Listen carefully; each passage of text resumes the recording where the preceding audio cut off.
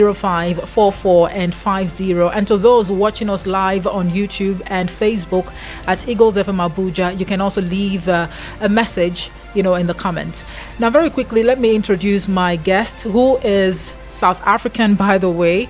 He is the Group Managing Director, Adapt IT Education, Mr. Luzolo Rubushe. Good evening to you. Thank you so much. Welcome to our studio. Thank you. Good evening, and thank you so much. I'm very happy to be here. Is it your first time in Nigeria? Indeed, it is, and I've been wanting to come here for such a long time. So I'm extremely pleased that I've finally been able to come through. All right. Did I get your name correctly? It's pronounced Lukolo. I said it. Yes, Khubushe, the surname. Okay, say it again. Lukolo Khubushe. Lukolo Khubushe. Khubushe. Yes. Okay, thank you very much. I think I should take a trip to South Africa one of these days and spend like a week or, two, so I can really master the pronunciation of your names. You'd be most welcome. All yes. right.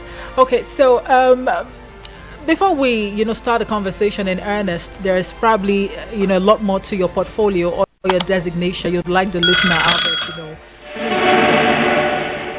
Thank you so much. I think, firstly, as part of Adapt IT, we are a group of businesses, and we call them vertical market software businesses, which means that we focus in very specific markets. And I focus on the one that looks after education, in particular, but I manage other business within the education portfolio that are located in other parts of the world.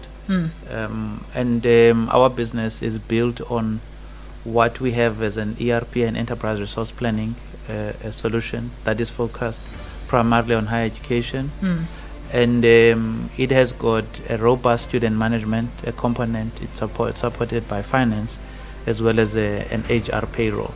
So we manage the entire student life cycle from application inquiry right through to graduation, as well as alumni management. Okay.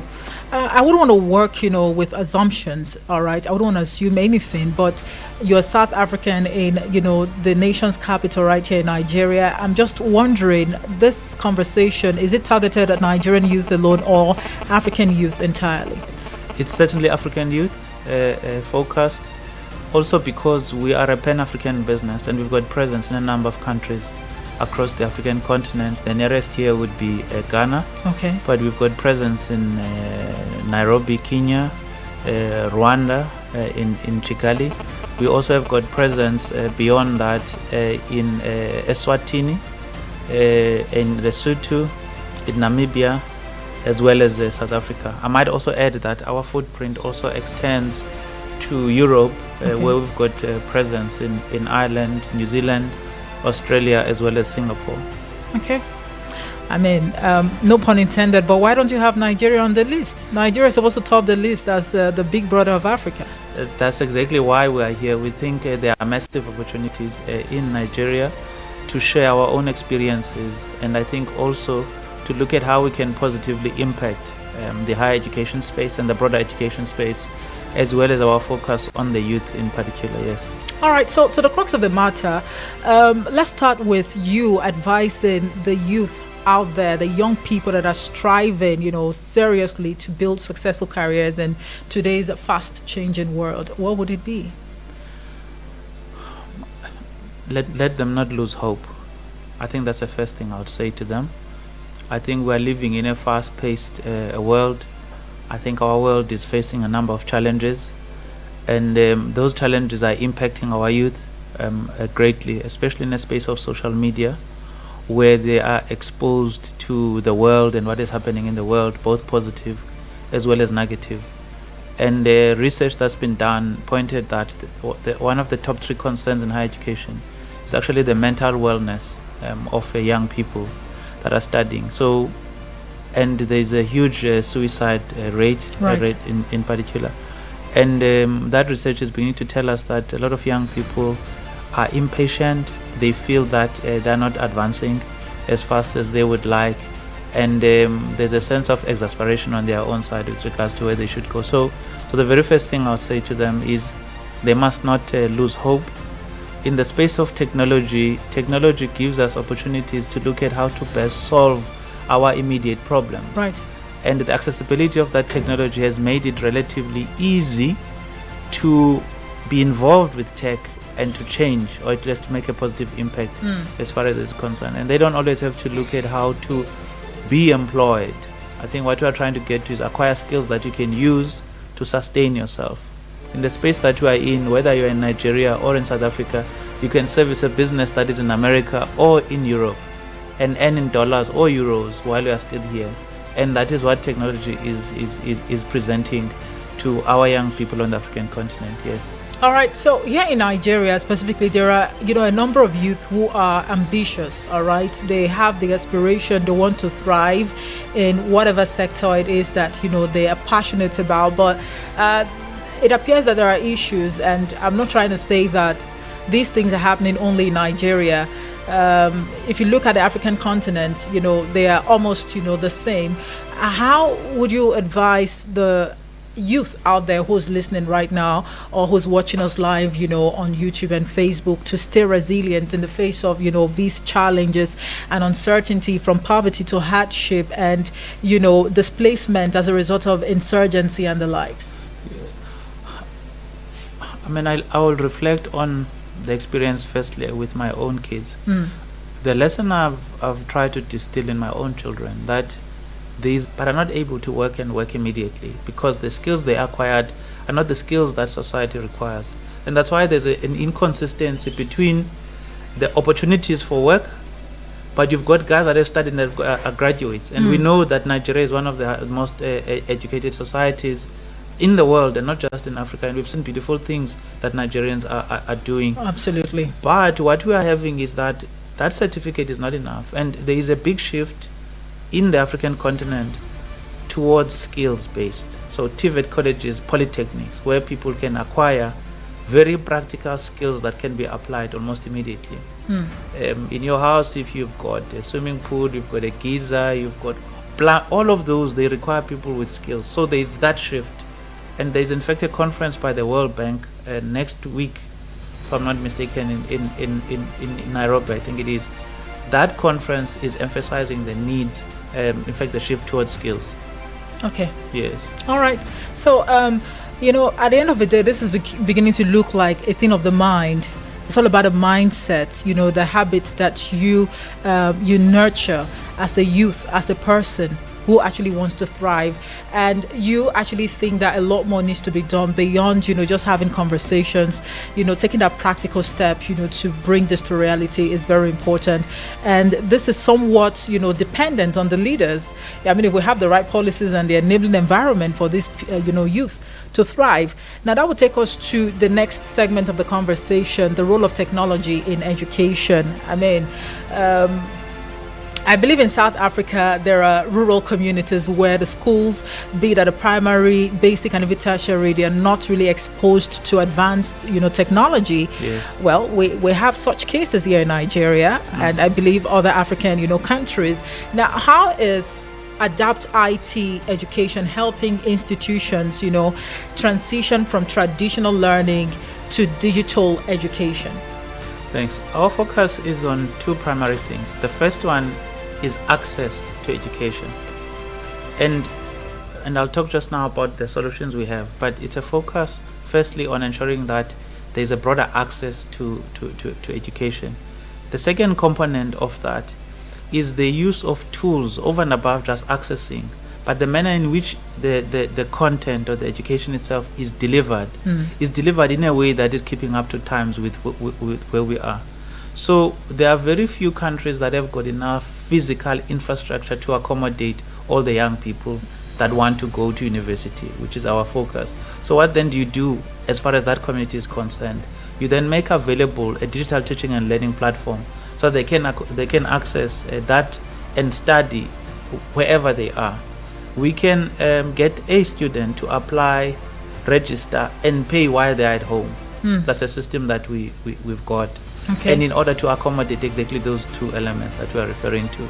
So technology focuses on problem solving, and for us in the continent, it must solve the day-to-day challenges that we face. You don't have to go far. Even when we're driving here, you can see a whole lot of opportunities where technology can be used.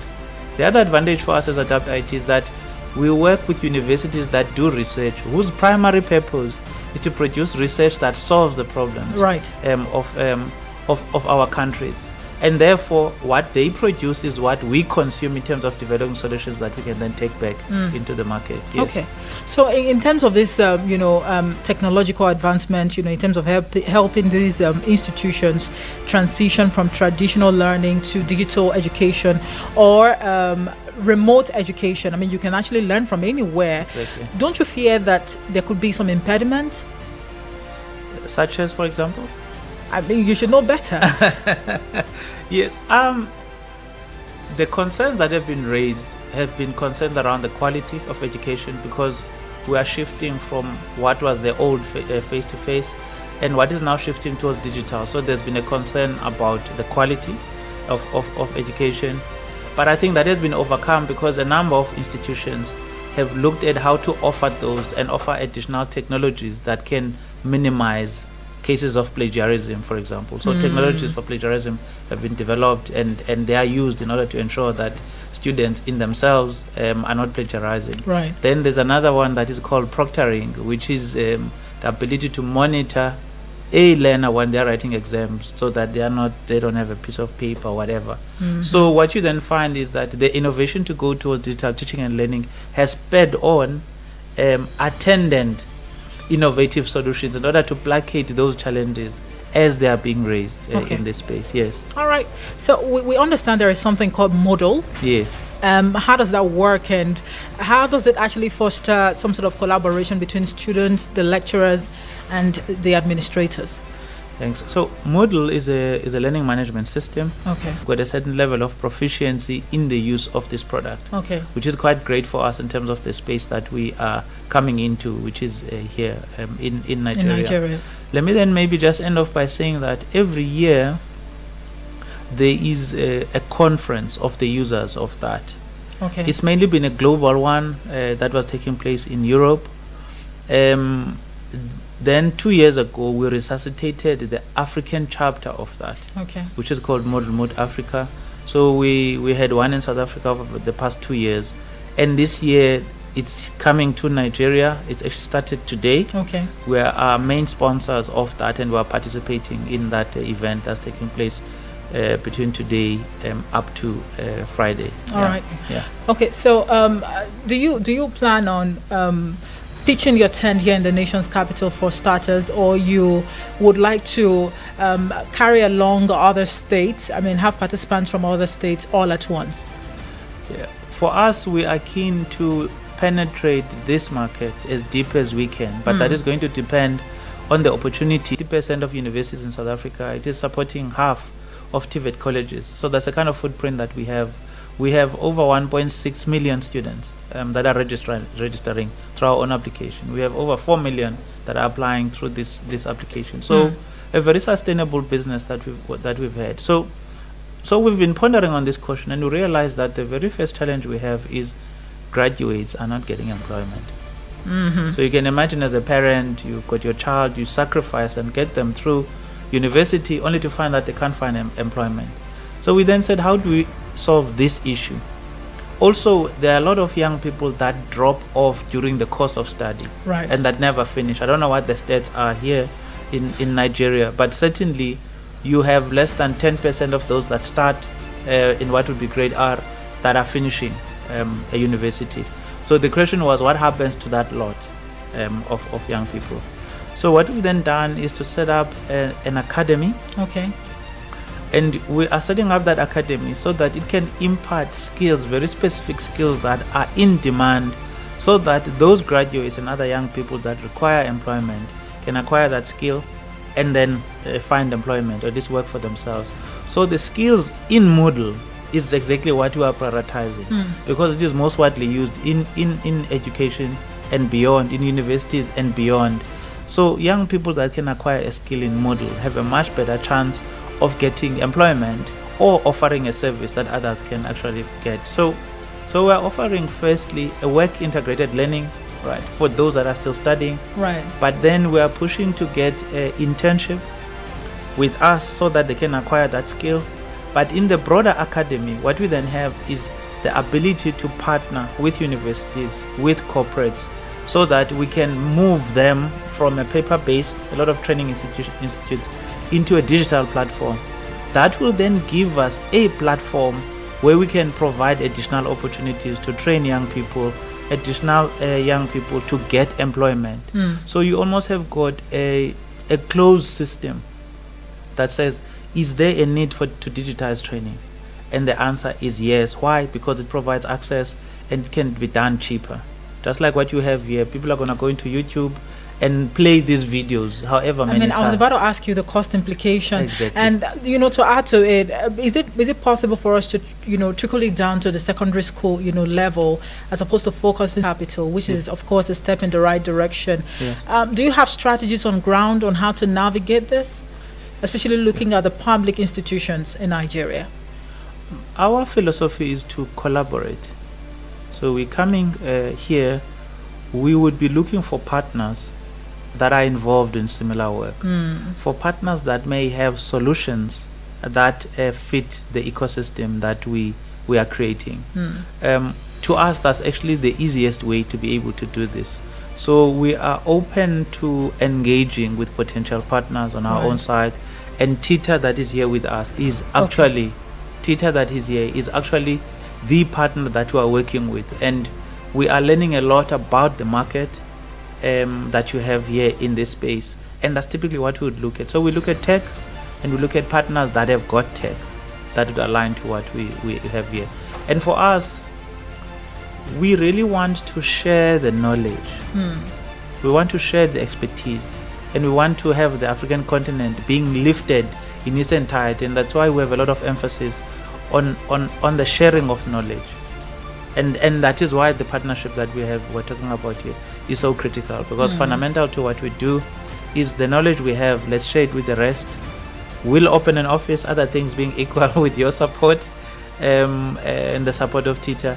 We'll then train people here on how to use the tech that we've got when we've got customers that we are supporting. And out of that, then we'll be able to have, I would say, a much better, stronger base to be able to support this market. Yeah. All right, the prospects are really very, very promising, I must confess. But I also want to believe that you probably have taken your time to do some sort of understudy, looking at the Nigerian, community, Yes. all right? And the truth is, there are dynamics to these things, whether you like it or not. Yes. It could be somewhat, complex, but I would like to be optimistic, that these complexities can actually be unbundled. Yeah. However, you said something earlier about creating equal opportunities for people, even in the private and the public, institutions. We've seen people who actually start today and they just drop out of school for one reason or the other.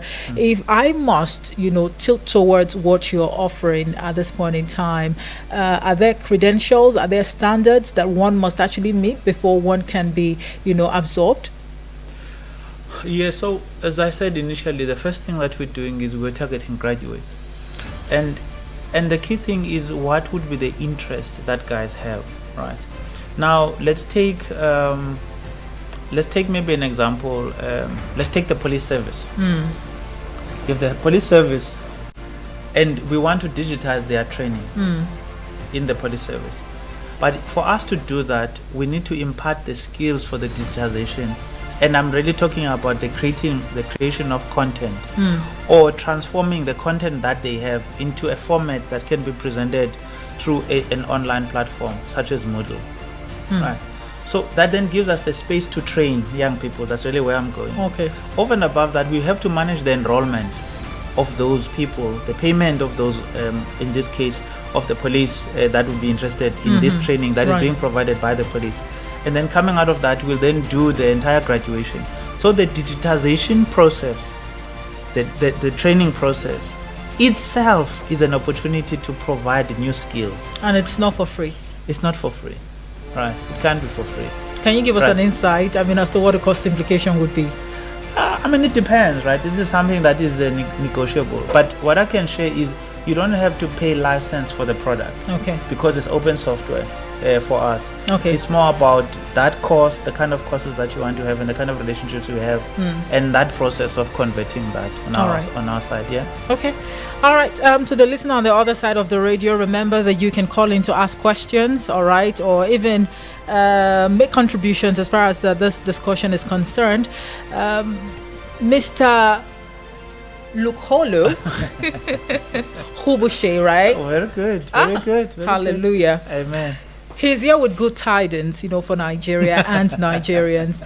Would like to know if this would actually get the warmest reception, not just from the federal government of Nigeria, but of course the masses. So you can just, express yourself by way of calling, to tell us, oh, this is what you see happening, these are the potentials and what have you. Yeah. It really would, gladden our hearts here as a radio station, and also our guest, Mr. Lukholo, Hubushe, who's the Group Managing Director, Adapt IT Education.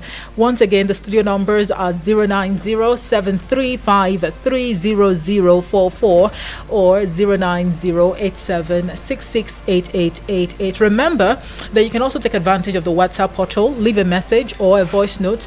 The WhatsApp portal number is 090-9705-44 and 50.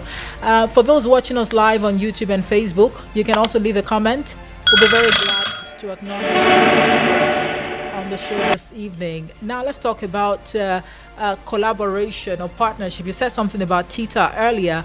Is Tita a potential partner, or you're partnering with them already? They are a potential partner that we are engaging with, and we are on the tail end of formalizing that relationship with Tita. And that's primarily why we're having the engagements that we are having now. Tita is a company that is managed by young people. It has got tech that we like. It has got a focus that we like in terms of it providing a mobile platform. In fact, we are engaging deeper in terms of... Is it based in Nigeria or South Africa? No, it's based here. In Nigeria? Yes. In the nation's capital here? Yes. Oh, okay. You sound surprised. It is. Well, it's your baby. It's your company, and we're looking at collaborating with it for exactly the very same reasons. Yes. Okay. All right. So, would you say that Adapt IT Education, would you say that you actually share similar vision, in terms of creating opportunities for young talents and fostering innovation, with startups like Tita? I mean, how rooted, how grounded are they? Well, they are still new. They are less than 3 years old, but I think you are touching on something that's very key, and that's the alignment of vision. I think in a space of business where the aim is always about money and how much money one can make, when you are talking about partnerships, it's a different ball game altogether. One teacher once asked us if we were going to choose somebody that we are going to marry, what would we be looking for? And we came and we gave examples. They must be beautiful, they must be bright, and all sorts of things. And after that conversation, the teacher then said, that's exactly the kind of business partner that you should have, that is loyal, right? That is trustworthy, that is dependable, and so on. Right. So the alignment of vision is important to that extent. And for us, one of the reasons it's been important that we interact with Tita leadership here is about that chemistry. And what we've seen we like so far. And a lot of other things are actually going to stem from that. And as they say in business, you need to have integrity as the number one thing. And they say nothing else matters. If you don't tick on the element of integrity, don't even bother looking at other things. And that is a function of the proximity of the alignment of values. Because once you are tied together, you will be seen as one, especially in this space. Yes.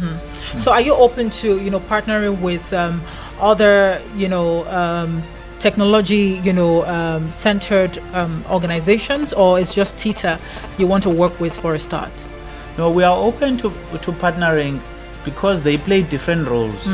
So for example, it is possible that there will be a technology business in Nigeria that has got a technology, for example, on how to automate access to campus. And that may not be the competence of Tita, and we'd look at that and say, if you are going to be automating access to campus, for example, this thing about automating to campus, there are systems where you can navigate yourself to a campus now that we know. But over and above that, we actually got lost coming here, right? And if we had a proper app that could give us the physical visuals of this place, we could come here, get access, get to park, and come straight to the studio without actually having to speak to anyone. Now, there will be a tech company like that exists that would complement our ecosystem. So we're looking for partners that are that enable us to create a complete ecosystem within the Nigerian market, and that is highly unlikely to come from just one source. It may come from other partners as well. All right, let's take this call. Hello, good evening to you. Good evening.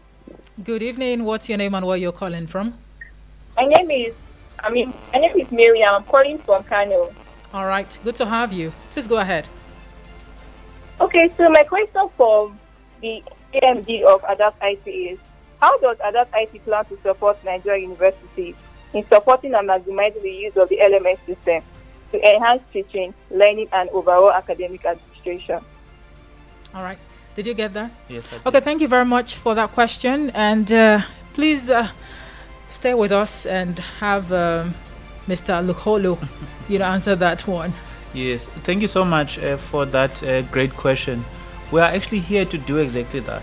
So let me give you an example. In South Africa, there are 26 universities, and 18 of them are using this ERP. You mean public and private? Yes. Just 20? In South Africa, there are 26 public. Okay. Yes, no, there are 26 public universities. Right. Okay. And out of those 26 public universities, 18 of them are using this solution. And on the administrative side, I'm sorry, but you would have to hold your thought. Let's squeeze in this call. Hello, good evening to you. Hello, are you there? Good evening. Okay, please do want to call back or revert to the other studio line. Please go ahead. Thanks. So we are then able to manage the administration side, and to the colleague that called. So the administration of the student, how to onboard a student, we've got that system. Whether it's for residencies, it's for academic program, that we're able to do through our own ERP. It also has got a finance as well as an HR payroll, which is able to support, in essence, the entire administrative component of an institution. Okay. Then what our LMS does do, maybe let me cite an example. University of South Africa, which is one of the largest institutions in the world, with about 400,000 students, is using the digital teaching and learning solution. So if from Kano there are universities that are keen that we work with them, then we can actually arrange even an online demo of what we've got and see if it is of interest to them. And then beyond that, we can take it forward. Thanks. All right. Thank you very much. We just missed this call. Please do want to call back or leave a message as quickly as possible, because time is not our friend. Now, let's bring this, home to Nigeria, the giant of Africa. You might want to call us the big brother of Africa. We've been able to carve a niche for ourselves, in that regard. And it's a country with over 250 million people. I mean, we're yet to, renew the statistics, all right? But Nigeria currently has approximately 746 accredited tertiary institutions, which collectively serve over 12 million students. And out of these 12 million, not all of them are employed. I mean, for those who are graduates, all right? And some of them, they also drop out of school along the line for whatever reason. Just wondering at this point in time, what can they take home from this conversation so far, and how would you also change their mindset, towards embracing technology in, side-by-side education? Yeah, so what's been done by the government in South Africa for TVET colleges, the equivalent, I think, of polytechnics here, has been to say, how does it provide virtually a starter kit for its graduates? Because they've got practical skills and we have real challenges as they stand. So what they've done is to help them to form companies that can serve their communities. Right. And for me, that's what I've seen working very well. The other thing is that technology, you don't always have to go and work for someone else. And now there's a move towards what is called artificial intelligence. Right. And what artificial intelligence does is it allows people to be able to develop solutions that are based on technology without actually being computer science graduates that are coding. Okay. So you can virtually tell a story, and a program will automatically be created based on that story, and from that then you can have a solution that works. That's what artificial intelligence is doing now. And there's also something called agentic AI, which has got agents that you virtually instruct to do things for you, and they automatically do the coding on the background. So I think a country such as this, which has got very industrious people, that is what we're talking about. So I can see that you look on your face. Yes. So you could say, for example, I am interested in a solution that helps me to monitor the number of cars that go past Eagle FM, right, at every hour in English, right? And then so you're gonna say, okay, that's fine. At the back of that, what artificial intelligence will do is it will take your inputs, so a simplified version. Just look at this highway, look at the cars that are here, the kind of cars that you want, and then it can give you those stats, that information that says, based on what you are seeing here, and draw information from different sources and say that is actually the kind of traffic that you are seeing here. You know, there are so many people who have reservations when it comes to the emergence of AI and as to whether or not we should receive it wholeheartedly in Africa, especially here in Nigeria. In a simple sentence, because time is not our friend and we're wrapping up the conversation now, do you see all of these, propositions and technological advancement posing any, threat to the sovereignty of Nigeria? I think there are generic threats that are coming with technology if it is not properly managed. It can be used for good and it can be used for bad. But I think what you can't do is to ignore its presence and its impact. And for me, I would really be encouraging that it is embraced and used in a manner that is positive. Yes. All right. Okay. Well, time is not our friend. I see that you have a lot more to, talk about. And truly, there are more questions that I would, love to ask you. But time is not our friend. And we really cannot take, calls any further on the show. Thank you all so much for spending part of your time with us.